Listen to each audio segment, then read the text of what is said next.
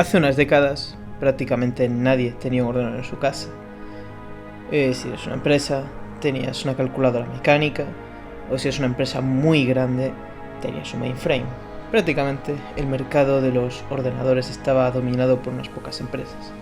Pero entonces, en 1971, todo cambió. En este año aparece en el mercado el primer microprocesador, el Intel 4004. Esto significa que ahora los ordenadores se pueden hacer más pequeños y más baratos. Con esto comienza una nueva era, comienza una revolución. Es en estos años cuando aparecen los primeros ordenadores personales, el Altair 8800, el Apple I o incluso alguno clasificaría como ordenador personal el IBM 5100. Pero bueno, esto es lo que te dice mucha gente.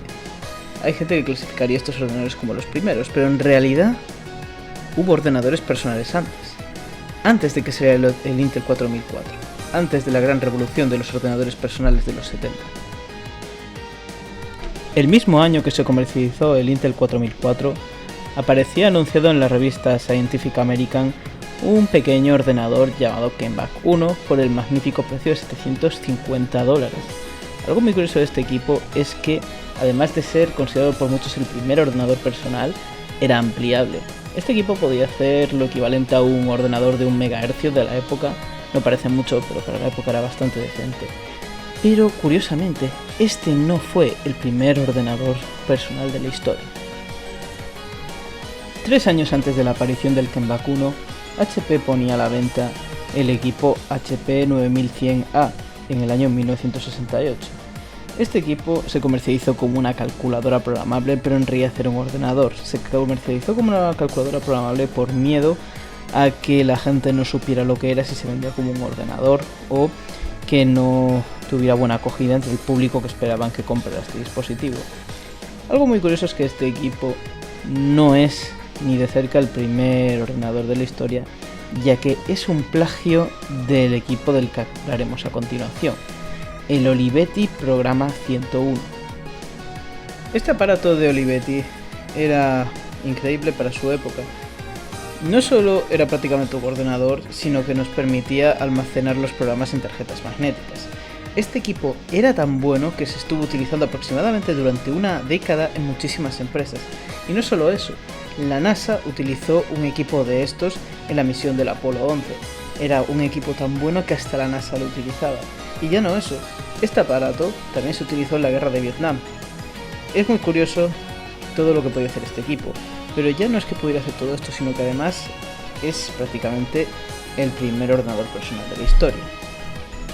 O eso es lo que pensaría mucha gente, pero en realidad hay un equipo que salió antes que este, que es el verdadero primer ordenador personal de la historia.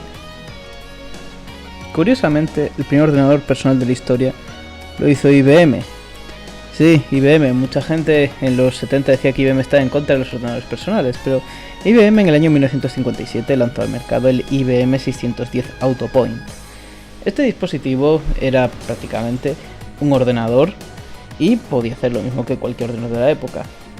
Este equipo tenía algo muy curioso, tenía un CRT circular con 2 rejillas de 16 por 10 puntos y es algo muy curioso ya que en esta época los CRT son algo muy poco común ya que son extremadamente caros. Aunque lo normal es que este equipo se operara con un teletipo al lado, prácticamente los resultados los imprimiría en papel, como la mayoría de los equipos de la época. Pero es muy curioso que este equipo tenga un CRT cuando el primer ordenador personal con un CRT llegaría muchísimos años más tarde. Este equipo costaba el módico precio de $55.000. En los años 50 eso sería muchísimas veces más caro a día de hoy, pero era un precio bastante, entre comillas, barato para un ordenador en la época. Por desgracia, este aparato quedó olvidado en la historia, ya que solo se fabricaron 180 máquinas y fue descontinuado relativamente rápido por lo lento que era, no era muy potente. Aún así se estuvo utilizando durante de 1 a 2 décadas y es algo muy curioso teniendo en cuenta que se supone que era lento. Y bueno, este sí que sería, al menos que yo haya podido localizar, el primer ordenador de la historia.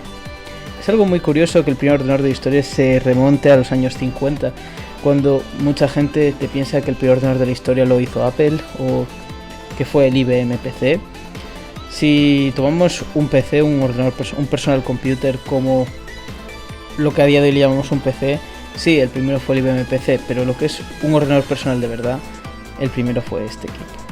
Bueno, espero que os haya gustado este vídeo y nos vemos otro día.